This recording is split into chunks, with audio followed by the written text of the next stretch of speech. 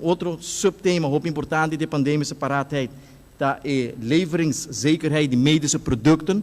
Ora pandemia passa, me quer como isso não chiquito, nos mestre por manter acesso na todo momento na remédio não, e não está fácil durante a última pandemia com boa cooperação do Ministério de VWS nos logra manter o supply de remédio sempre instante, pero isso aqui está importante para chegar a acordo entre 4 países com nós está ler vast, se em caso algo passa no futuro, nós temos acesso na produto, na remédio aqui. Plano de comunicação e também medische verwijzing abordo discutir como subtema.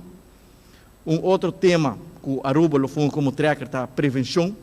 Aruba, Curaçao, Sint Maarten e Holanda, nós todos temos quase o mesmo reto. Nossa comunidade tem vergrijzing, nós não temos comunidade de mais saudável. Hope dias não que está viva, ribe país que está sofre de malestar crônico e também é importante para nós pôr prevenção central de nosso manejo, é tema que eu abordo discutir. Esse man aqui, Holanda também tem plano nacional de prevenção. Aruba também lança o plano nacional de prevenção na ano 2020 acaba.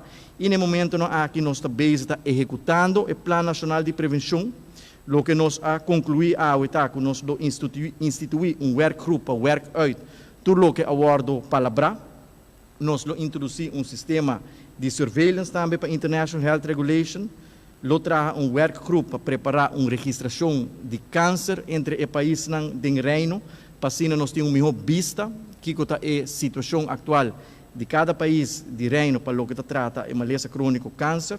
Nós set up também overzicht de programa de promoção para prevenção e o que é muito importante, nós share best practices com outro.